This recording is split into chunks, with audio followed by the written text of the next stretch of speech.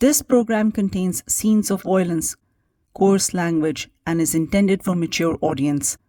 Viewer and listener discretion is advised.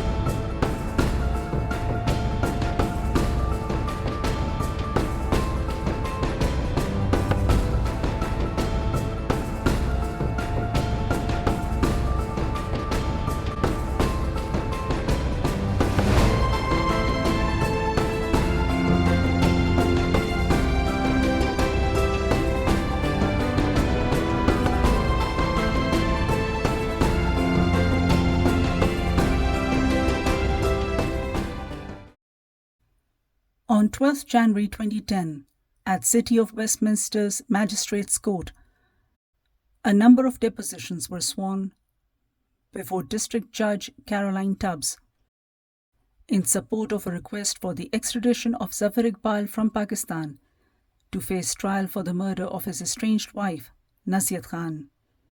These sworn depositions included the statements given by the couple's 4 children, who were all underage at the time of the murder. Hence, they will only be identified by the initial of their first name.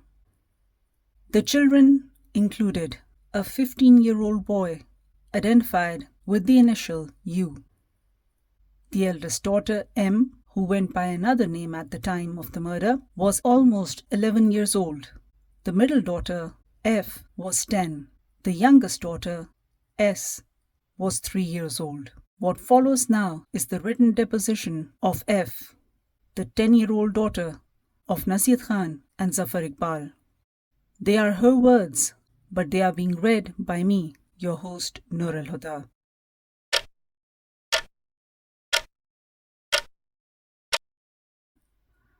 "4 days after my 10th birthday, I witnessed my father Zafar Iqbal murder my mother, Ghazala Naziat Khan, by strangulation.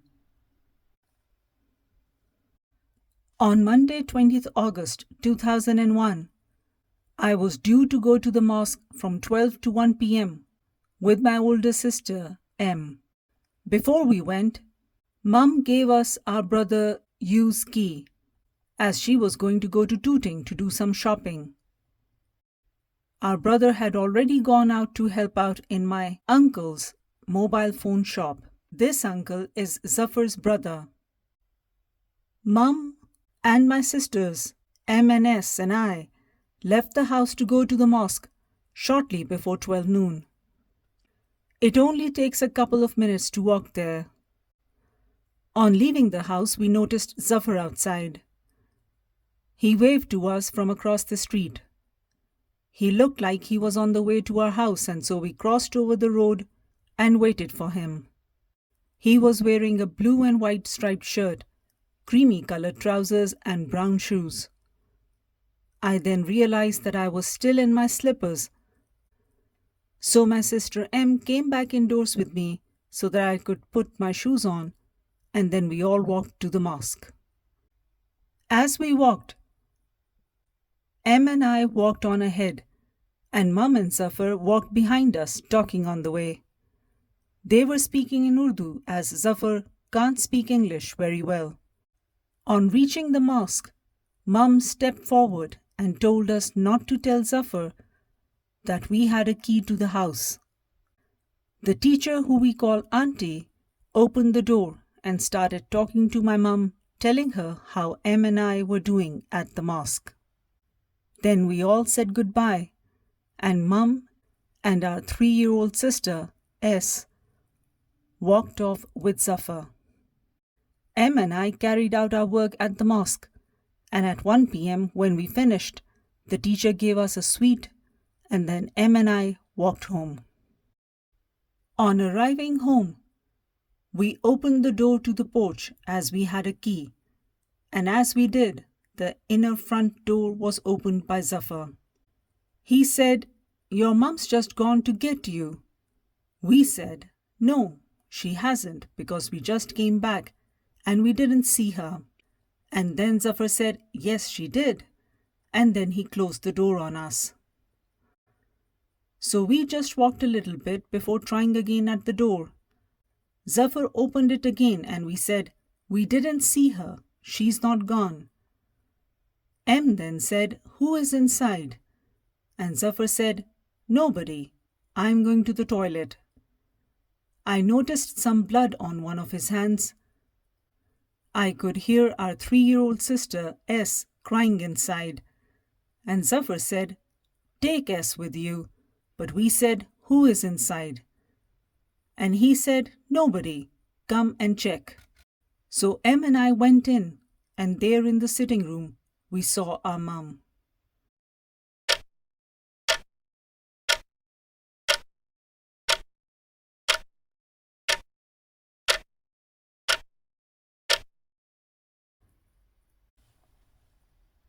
Mum was lying down on her back near the 2 small sofas, and it looked like she had mud on her face. But it wasn't mud. It was all black, and she was bleeding.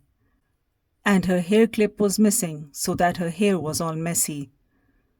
She was still wearing her orangey red shalwar kameez that she had been wearing earlier. Zafar then held us on our neck tightly so that it hurt, so that we wouldn't scream or anything. And he told us that we couldn't scream. And then he said, "Go and sit down there or I'll kill her."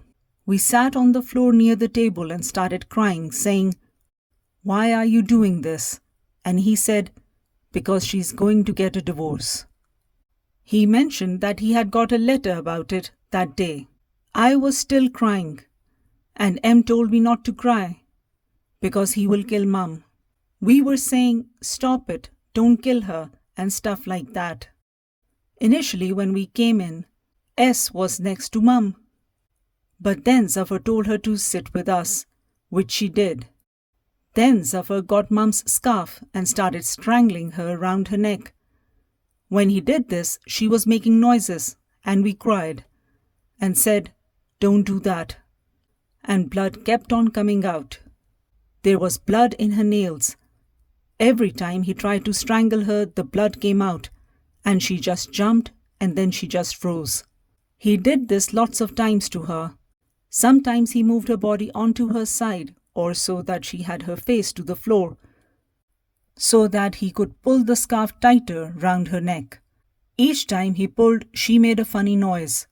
We asked Zafar if we could go to Mum, but he wouldn't let us.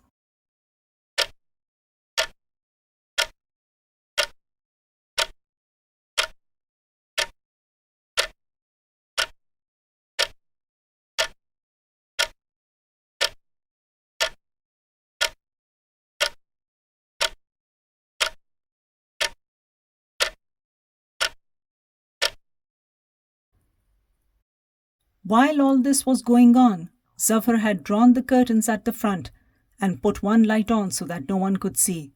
At one point, while we were sitting on the floor, Zafar got my white scarf, which I was wearing loosely around my neck, and pulled it round my neck tightly so that it hurt. He was standing behind me and said, "This is how I did it to your mum." It felt like it lasted a couple of seconds. My older sister, M, was next to me, and she put her fingers on the scarf on my neck so that it wouldn't get too tight. Afterwards, he went into Mum's purse, which she usually keeps round her neck, and took her money out. He found a small photograph of a man inside and said to us, "Who's that?" And you know who that is. Em and I said, "We don't know." And Zafar shouted, "You do know who it is." And we said that we don't.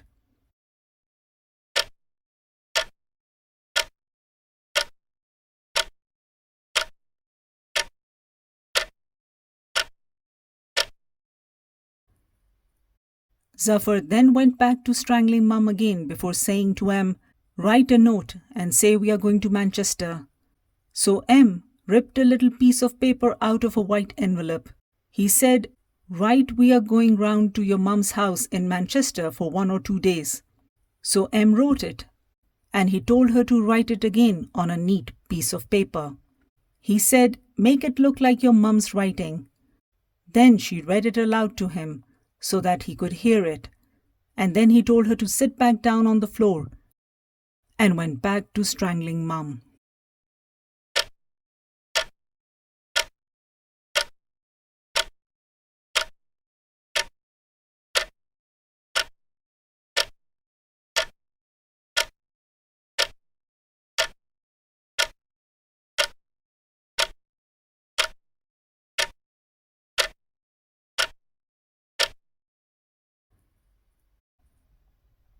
Around this time, some post came through the door, but we had forgotten to close the front outer door. Zafar said, "One of you get up and close the door." So I got up and closed the door, and he said, "Bring the letters inside." So I brought the letters in, and he put them in his pocket, and then he stopped strangling her, and she was moving about, and blood was still coming out of her, and her face was all purple and blue. Zafar then took her bangles and her 3 rings off and put them in his pocket, and still he was strangling her.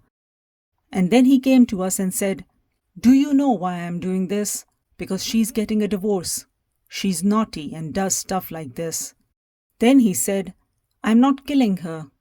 I'm just hurting her because she's going to get a divorce and she's going to be okay. We are going to take her to the hospital afterwards." Then he said, "Where shall we go after this? And we'll leave her here." And he said that he was going to take us to his uncle's house, and he's going to leave for France. And then he started strangling her more. He then asked for one of our scarves that we had worn to the mosque, and Em gave him hers, and he started wiping the sweat and blood off from him. And he said, "What am I going to do? And where am I going to take you?" and things like that. He came up to us and said, "I might kill you because last time you started screaming and telling everybody."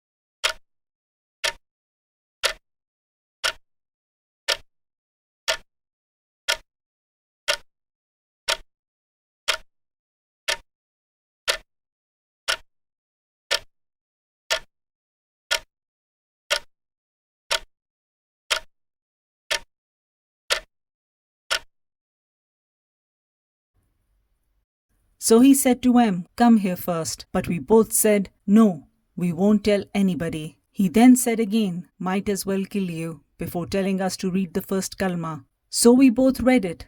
And then he said again, "I might just kill you." Then he said to me, "You go first," and we both said no again. Then he said, "I'll leave you here," before going back to strangling Mum again.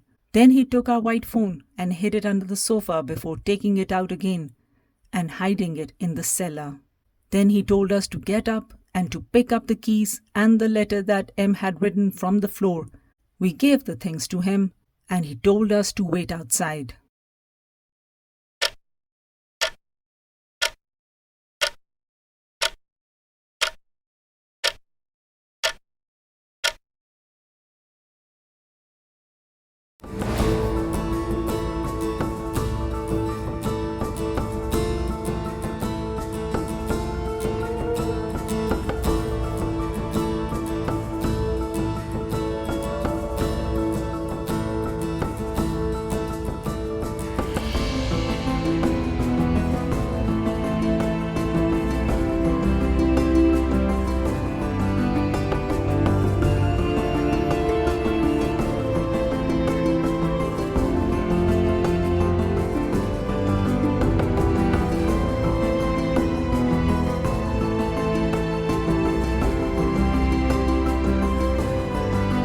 After watching or listening to this parliamentary episode, if you have been named and want to clarify anything, kindly get in touch with us at the email address given on the channel site.